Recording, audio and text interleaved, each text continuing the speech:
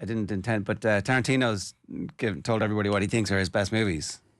Go on. Do you want to just very briefly, without knowing what he said? Do you know what he said? No, I saw the headline. That's all. Do you have any interest in Tarantino's movies? Yeah. Oh yeah. He's only done about 10, is he? I think no, 11 or 9. I'll tell you now. 11. So what's he saying? Going to stop at 10, is it? 9. Ken's What do you think are his best movies? Well, it'll be too obvious to say Pulp, and I don't think he'd agree with it. Well, Would you say something hipster like Jackie Brown? You tell me what you think as opposed to what you think he thinks. What I think personally? Yeah. Much better. Pulp Fiction. Then Jackie Brown. Ken, give me your answers quick because you're the actual film buff. Aficionado, yeah. He says Django. Inglourious Basterds. They're your two favourite in that order. He's made a lot of good films. See, I love Once Upon a Time in Hollywood.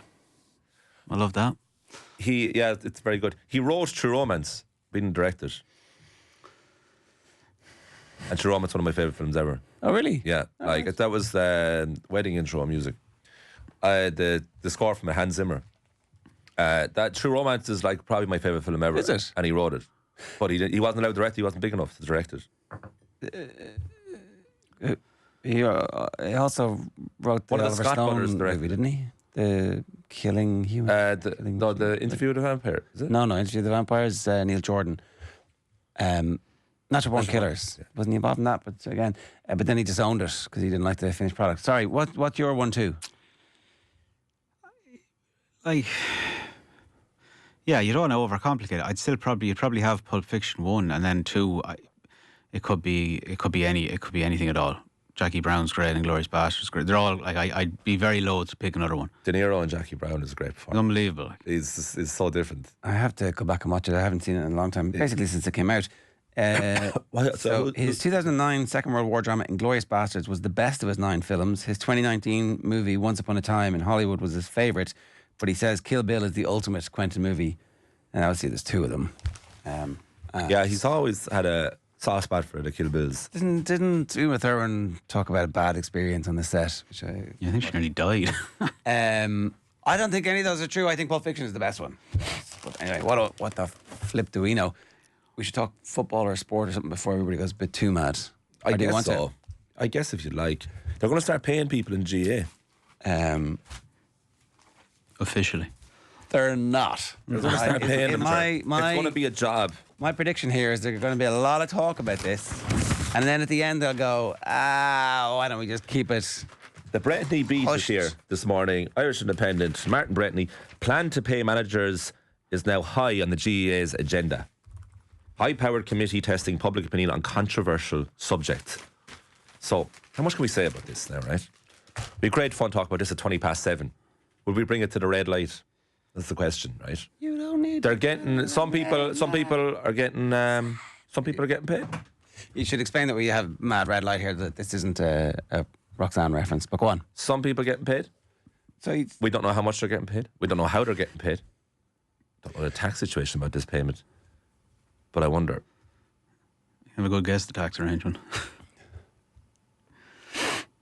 So sorry, loads of people are getting paid legitimately in backroom teams who are professionals. Yeah.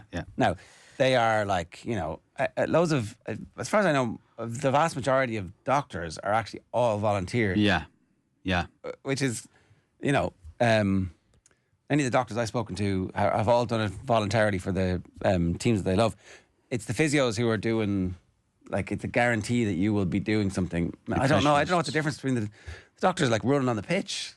Absolutely bollocks, showing up to every training session. Everything all the time. Prescribing for, and essentially mentoring the young charges under their care.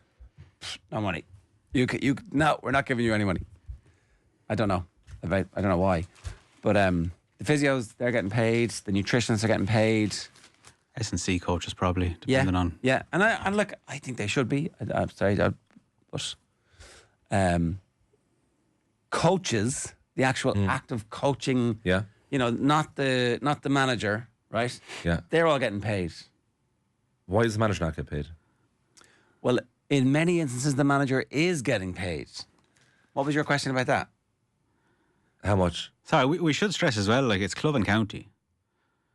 It's not just the 30, 64 or whatever kind of things it comes down to. Yeah, Which isn't, it's not, and it's certainly not across the board. No, it's not. not That's what I'm unanimous. starting, but you know, if we look at the salary bill sometimes in clubs, like recently, I was like, how much Christian what's Christian Eriksen get paid at Man United? We looked it up, and if you looked at intercounty managers, it would be ridiculous. Like you'd have a certain figure zero. It'd be all over the shop how people are getting paid. 100 grand for others. What, like, nobody has to answer this question, so I'm just going to put it out there. But don't answer it. Don't answer this question. But I wonder how much Sean Kylie's getting paid. But don't answer that question. Nothing. So that's what I mean. Nothing. But you would have to imagine that he's put like a life's work into this stuff. It's crazy the amount of commitment required. This is the drum I've been beating for a long time. And the players, like, how much would David Clifford be paid if it was all fair and equal? How much would he be getting paid? You see, when you say fair and equal, then you're entering into If we're turning this into a professional. market. If we're turning this professional. If the game becomes professional. They're under no own. But what you mean professional, then there's also introduced transfers. Professional status. Well, because I suppose, you treat a county like a country so that you can't transfer. But you can transfer between clubs. Sure, that still happens now. Sure, Shane Walsh did. But countries wouldn't pay, I suppose, the same way. I suppose, but you'd still have a fixed fee for representation. Yeah. You know what I mean? I don't. Yeah. It's a conundrum. It's a conundrum because of the. Are we agreed that it is all professional but status? No, it's not all professional because I genuinely don't believe it's not. Everyone's not in the same boat. The highest level. I'd still see even there, everyone's not in the highest boat.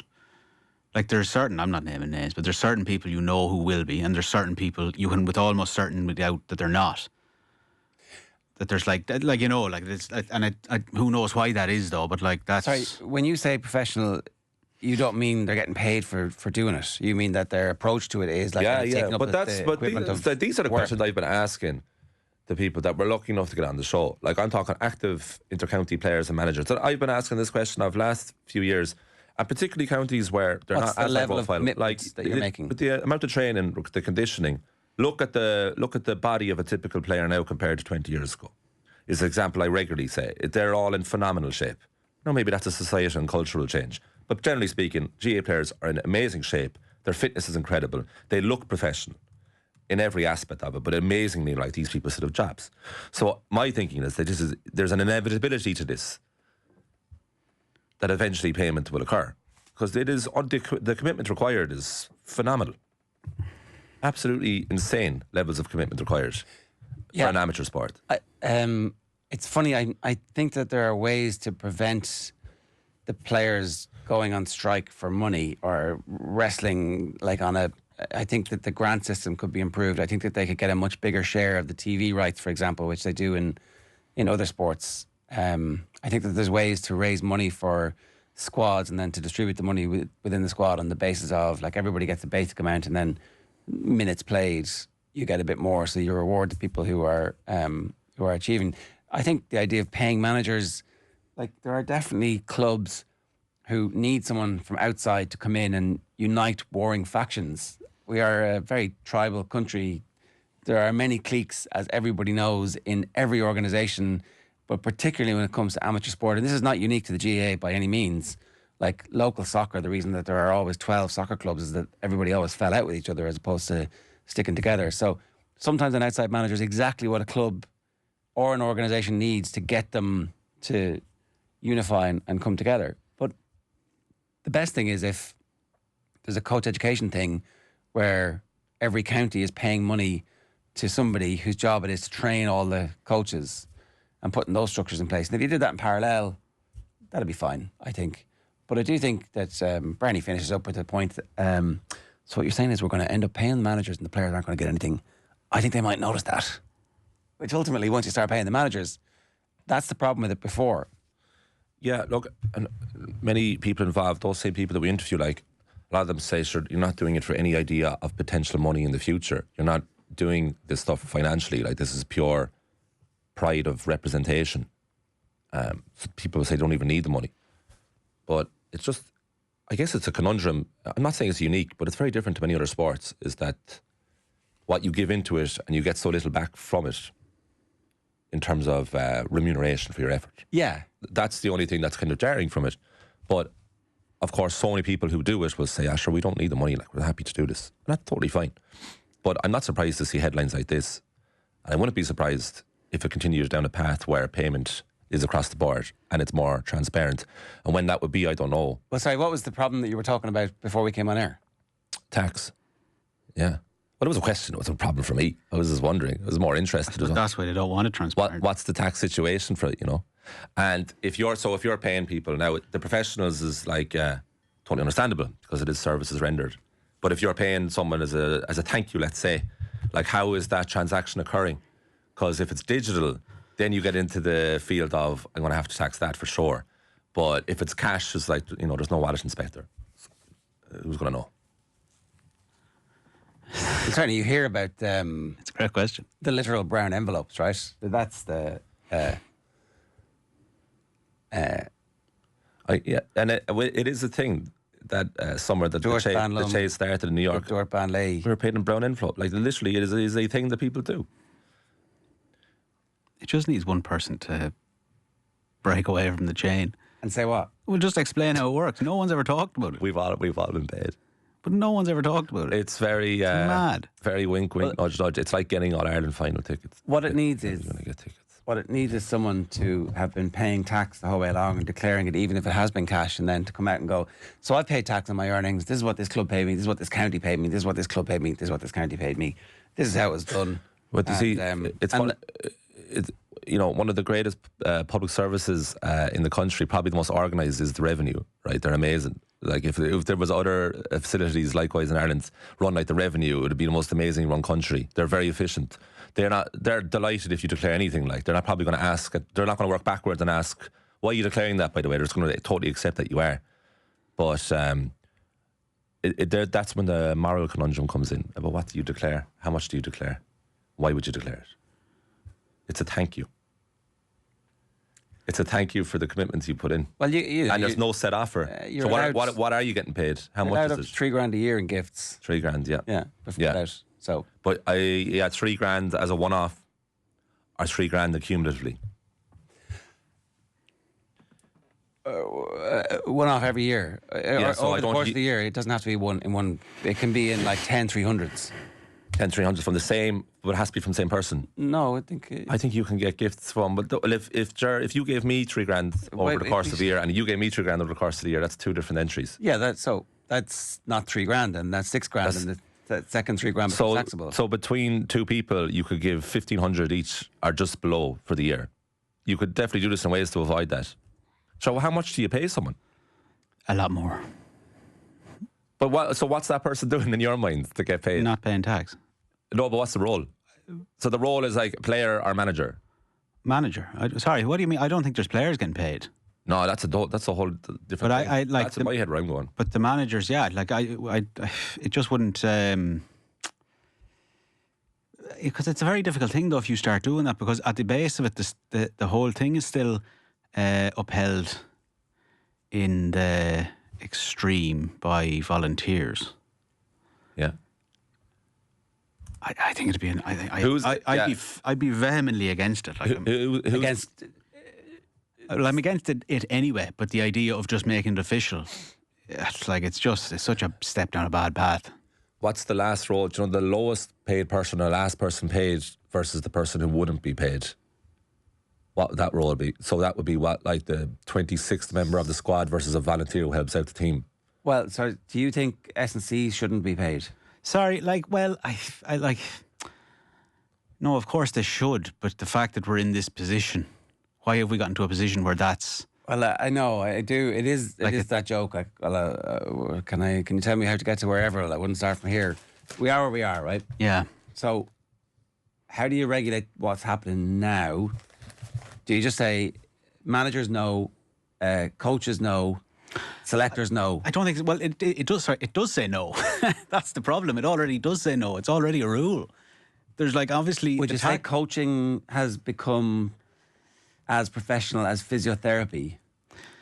It probably has, because I presume like a lot of these guys are going doing courses and stuff to back it up. Like it's not just like guys finish playing and they just start. They go to UL or wherever else and do their kind of different sports coaching thing, and they've obviously invested a load of money in it, and you kind of you just end up, I suppose, why would you be doing that? So, like, there's probably a knock-on effect that things have improved. The game has improved because of the money that's being paid, because people then have to go better qualified, everything else, and it's all knock-on. But, like, I don't know, like, I do think there's something still important. Like, I know we had the same sort of debate about the thing with naming the grounds. I'd be very adamantly against the whole kind of thing, like, oh, there's money. There's so much money to be made here. Do you think we're at a sweet spot at the moment in GAA, so as it is now, outside of the ground naming? It's hard to know. Like, are we at a sweet spot? It's. You usually only know that in hindsight. Yeah, like it's like. Basically, I'm asking, would you change anything? I don't know. I'd have to have a think about it. Yeah. Well, I read a quote here, just some of this from Charlotte Burns anyway. Sorry, well, you're right. Gifts you receive up to the value of £3,000 from any person in the calendar year are exempt from capital acquisition tax. This means you can make a gift. You can take a gift from several people in the same calendar year, and the first $3,000 from each gifter is exempt from. All right, so you can just get 7 gifters to give you. Yeah, so you're going to have the committee lads will just take their turns to pay this person. All right. But how are you paying them? Revolut, IBAN. Give me your IBAN. What am I giving you IBAN for? That's cool. What am I giving you that for? There's loads of like terms and conditions on your Revolut. I don't. I wouldn't assume that they can't get your Revolut. If you're applying for your mortgage, right, you will have to submit your Revolut transactions. Well, if you tell them you have one, yeah.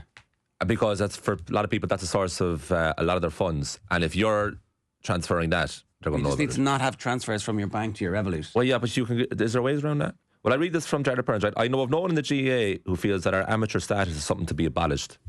Yet within that, we have a situation where the preparation of inter-county teams is costing more than €40 million, and placing unsustainable burdens on our volunteer-led county boards.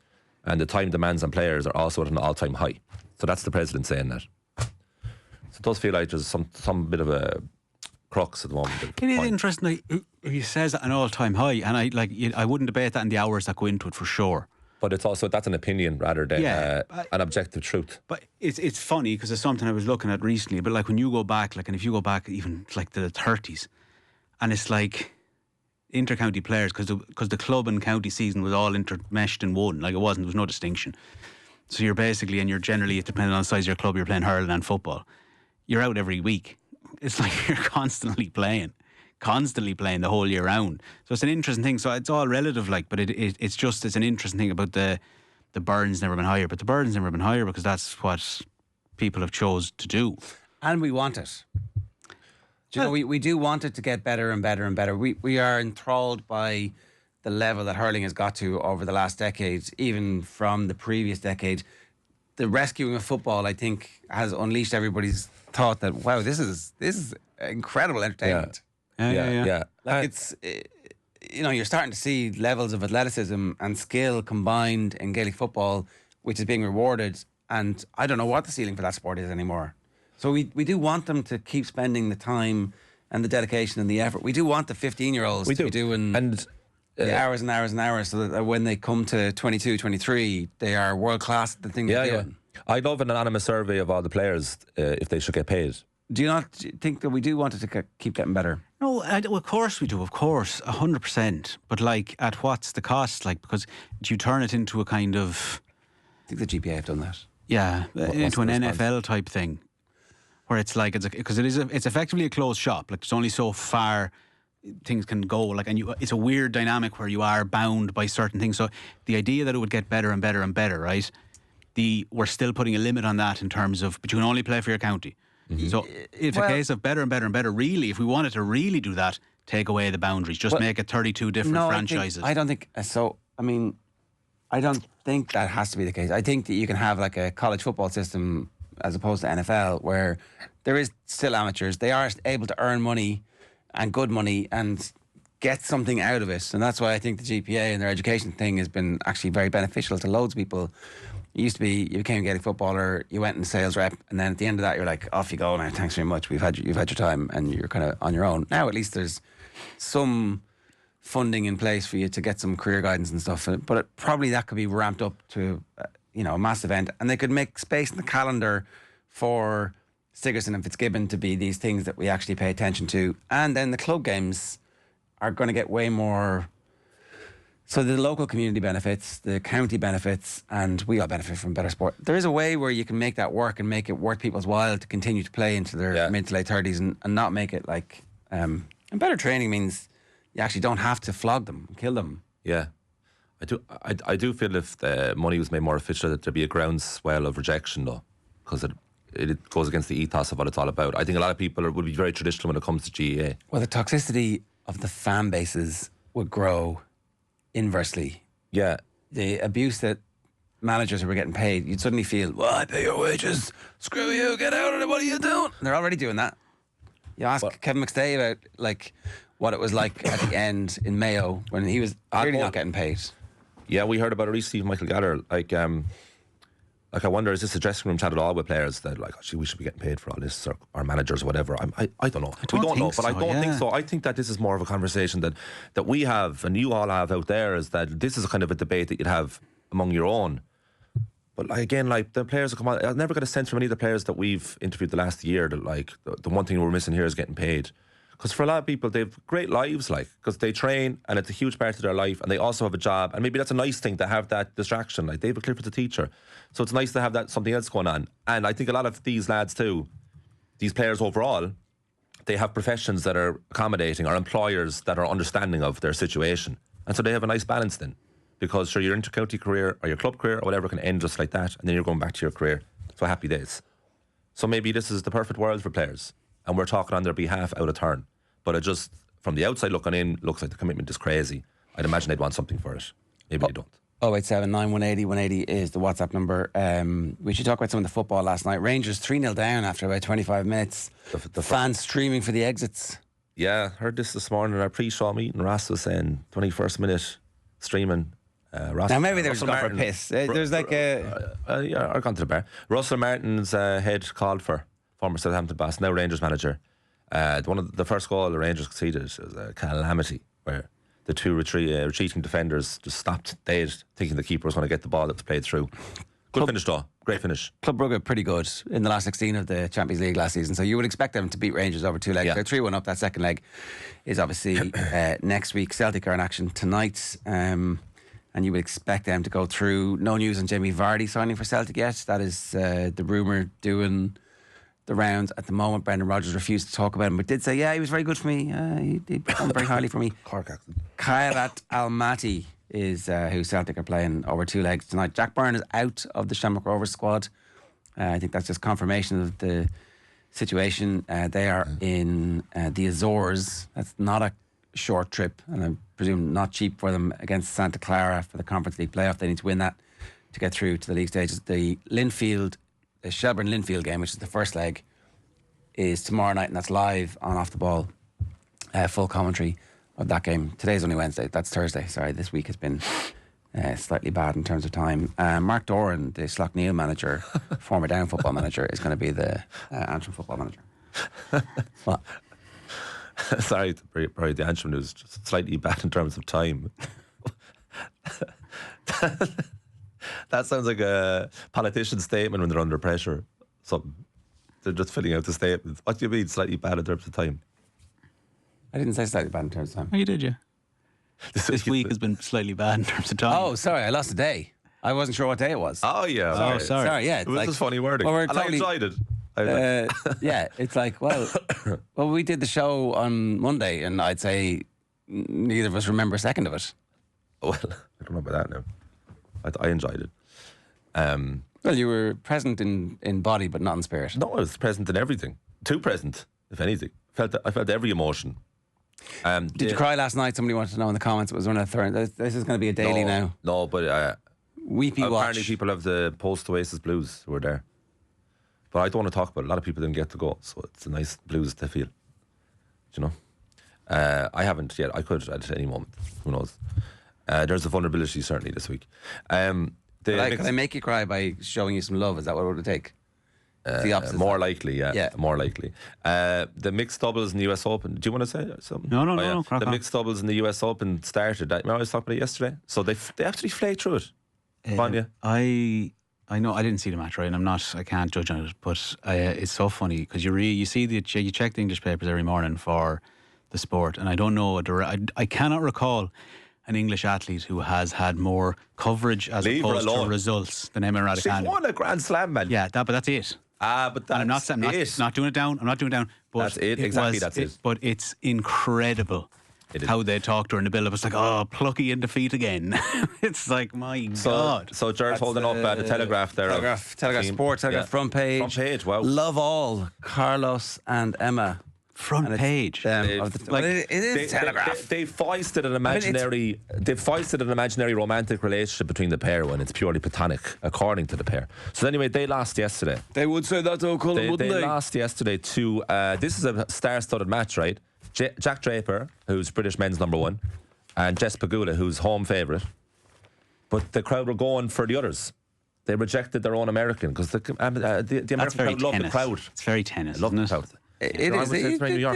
There's nothing wrong with being not particularly was- nationalistic. Jared, do you want to be jarred here? Do you want to be jarred? Go on. What was the final score in this match? 4-2, 4-2. We're living in a whole new world, baby. You have to embrace it. Made 4-2, up 4-2. Not one of these. Bullshit. Not one of these. Not one of the first round matches went to 3 sets. Everyone won in straight sets. That won. So Djokovic lost with his partner. He had a great winner though, and he did His a little partner celebration. called. What is it? Sorry? No, what was the question? I missed it. Who's he playing with? Great question. Alia Danilovic. There you go. Do they get paid just for playing that competition? Oh, yeah. I know it's a good question. No, I don't know if they get paid for entry, but their reward is massive. I don't think they would because it's only a 2-day competition. Sorry. So But today, the semi-finals are today and the finals The golfers today. get the golfers like get paid. Nike, but like Nike or whoever are like, oh, you play that, get yourself an extra thing. We'll Yeah. get. Oh, I'm sure I'd there's say- a bit of. Well, no, I'd say the show Well, money. Yannick Sinner pulled out like that, like because of his sickness in the Cincinnati Open. He's got a sore butt. Like Alcaraz, Alcaraz is playing less than 24 hours after the Cincinnati Open final that he won. He has a pain Do in you know his that? ass. And he flew, but it's only a Yeah. short flight from Cincinnati to New York. Ah, well, on your private jet, it's fine. I tell you now, There's right? no, So anyway, look, a load of big name players played yesterday in the first round of quarterfinals, and today is the semi-final and final. So the semi-finals is Jess Pegula and Jack Draper against Iga Swiatek and Casper Ruud. All right, and in the other semi-final, Danielle Collins and Christian Harrison against an actual mixed doubles pairing of Sara Errani and Andrea Vavasori. So Jared, they should win. You know, you were you laughing at doubles? I think you were. You were laughing at doubles yesterday, being like, this is a joke. I mean, you're totally otherwise, me, but of an otherwise respected sport. these- If that was the case, then Djokovic and his partner would probably win this tournament. But they haven't. So it is a doubles specialist. But nobody grew up dreaming of being a doubles Gary superstar. never right back. Yeah, I get that. But sometimes you just do what you're good at, and maybe that's not going to be the thing that's most and famous. that's fine. But it's not particularly interesting. So People don't watch so- it on purpose. You know. So again, what they've done here is good a for bit the like sport. you sitting down watching at 5 o'clock. Oh, it's the chase. Which of the chases is it going to be today? No one is getting. I've No never one is said- watching Wimbledon sitting down in their whites going, oh, it's the mixed doubles. Yes. No one's watching women to sit doing that anyway, you big freak. Like right, the chase. The chase is on at that point. Yeah, I may, that's the only popcorn. thing there. Anyway, look, that's what's happening today. If you win it today, imagine you wake up £1 million. £1 million effing quid between the two of you. Yeah. That's GAA. That's GAA money for I'd you. love to know what they're getting paid regardless. Good question. It's not. I haven't found the answer. 'Cause it must be like it's not in their interest to play it. Oh, I don't know though, because right, I thought so either. But it's only 2 days, and it's only up to 4 for both sets. Now today, is from today onwards, it's proper old school best of 6, Right. or whatever, win Yeah. by 2. The tournament doesn't start till Sunday, so in many ways, it's kind of a warm up for them. They're having a bit of a laugh. Yeah, we'll see Do you how wanna good the know warm up is, though. The tone on Art Dash was very jovial. Who do you think is more likely to win? Sinner with nothing on this week, or Carlos Alcaraz being distracted by the Telegraph and Emma It Raducanu? depends how blame her. that'll be a distant memory when they get to the last weekend. What happened this weekend? It depends how sick Yannick Sinner truly is. That's TBC. All right. We should very briefly talk about this. Alexander Isak took to social media last night to say, the reality is the promises were made and the club has known my position for a long time. To now act as if these issues are only emerging is misleading. When promises are broken and trust is lost, the relationship can continue. It's much longer than that, but he's like, I'm out of here, suckers. And Newcastle are like, well, we saw your social media, buddy, but that's not true. We are clear in response. Alex remains under contract. No commitment has ever been made by a club official that Alex can leave Newcastle United this summer.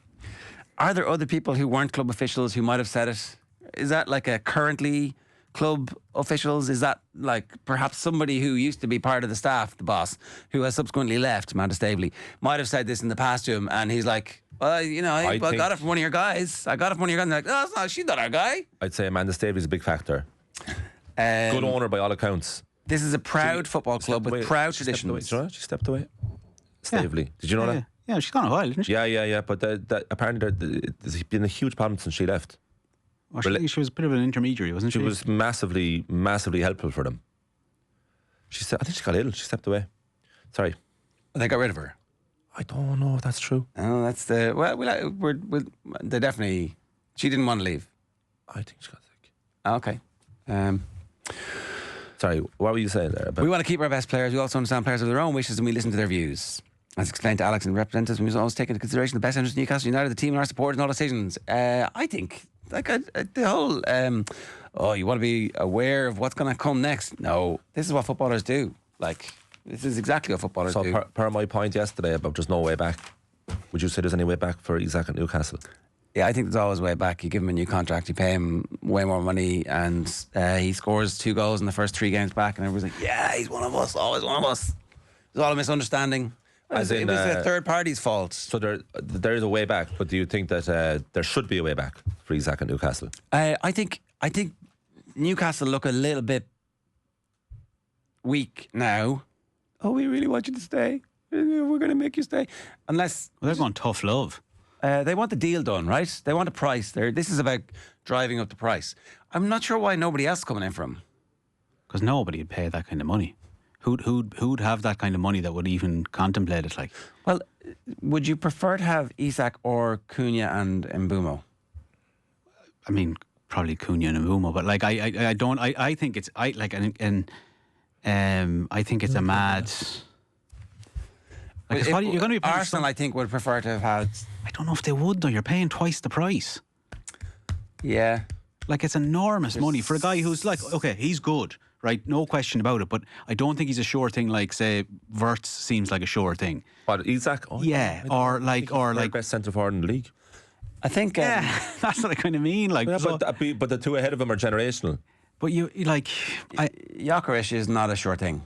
Yeah, no, of course not. But, so either's Isak. I'd rather... I don't know. He's already done a good job in the Premier League. Good job. And he's fine. He's a little bit... He has had injuries. There's like... he's very tall. And so those knees are hyperextended a lot. Pardon this very basic statement, but he's actually a very good player. Yeah. As well as a goal scorer. He is. He's a very good footballer as well. When he signed... He doesn't just give you goals. We got Graham Hunter on when he signed, and Graham was like, I'm just not sure about this, right? Yeah, and I'd listen to Graham. It's a lot of money, so like I suppose there is that. But I think what Newcastle are just doing is getting the best price possible out of Liverpool. And Liverpool are sitting there going, well, we actually don't have to pay you anything extra. We're not paying you anything extra. This guy wants to leave. And what are you going to do? You're going to have somebody, you're going to be paying him all those wages for nothing, and you can't sign a replacement? Think you want to get this deal done, lads? So I hope the deal gets done. I don't know, but I still would be surprised if they paid it, if they went up 130 plus. Can they amortise it? I think the difference between 110 and 130 for Liverpool is like they sell another one of the reserves to... They sell that kid who's never played for them. Yeah, they've young lads. They've a good thing going there at Bournemouth. For 20 million. Like every Anthony, time. what's going on here? A couple of rubes, like. But they just... I'd be surprised because it's and only a favour there, please. It's a big old jump. I never look too much into transfer fees with clubs of that size. I just think like that. Sorry, I don't think that. It's not like I think they're going to be in danger. Yeah, I just as a money thing, you're like, I feel like you could probably get the next Alexander Isak for a lot less than that. They might have that in Ekitike, right? Potentially, yeah. But it's a long out season. You need more than one Hugo Ekitike. I think so, and I think that because they've done really good business. They've got reasonable prices for everybody. I mean, I think they lost money in Nunez. They've been really able to do that all the time, Liverpool. They're very good that way. Yeah. The thing about the transfer fee debate that we're having there, the difference between 110, 130, whatever, that all goes away if it goes to deadline day. As long as the deal just goes through, people will analyse the fee in retrospect. But the deadline day fees are never really analysed for what they really are, because it's always desperate. There's a pure desperation to it. Just get it over the line. And I get if it's deadline day he goes, it'll be like 130 million over 4 years. Liverpool are going to pay 70 million up front. Well, because they were so desperate to get rid of him. That does seem to have been the thing that has got the Eberechi Eze deal done. Palace are playing tomorrow night. If I'm Eze, I'm saying I'm not playing in the Conference League for you. I really understand that it's a very important game for you, but I ain't playing. This is Spurs he's going to. Yeah, I've got a pain in my ass. I'm sorry. Oh, I'm injured. Oh. I know for a fact our resident biggest supporter of said club is very excited by that prospect. I think anytime he's played against Villa, he's killed them. He's just been able to do something for about 5 or 10 minutes. You're like, oh, he can't stop this. There's a goal coming. Oh. You think you should go to Arsenal over Spurs? Well, I think Arsenal he could be the thing that tips Arsenal into league winning. Like, if Bukayo Saka has a small dip in form and you play him, but I do think that they can actually, like, loads of the best teams, you don't just have a right-sided attacking player. You have a player who can pick the ball up on the left and cut in, and you evolve their play. I get that, but he became a star at QPR quickly, became a star at Palace. I think he'd be a star at Spurs. Not sure he'd be a star at Arsenal. I think it would suit his mentality at Spurs. Like, especially big fish, small pond. Kulusevski is out for a while. Maddison's out. He's going to play all the time. I think it suits him. I think he's so good he would play all the time. He would definitely play all the time. I don't know if he play all the time. I don't know if he played all the time at Arsenal. Not as much as Spurs. And they're both going to have the same number of games anyway to start with, Arsenal and Spurs. I think he'd be more important for Spurs. Yeah, but you'd be more successful in the long run. But it depends what you want. Do you want to create moments? Do you want to be a legend, or do you want to win things? If you have to have a choice. Off the ball ideally, do both. Is with UPMC Orthopedic Care. When things don't move, rotate, or bend like they used to, choose us to help you get back in action.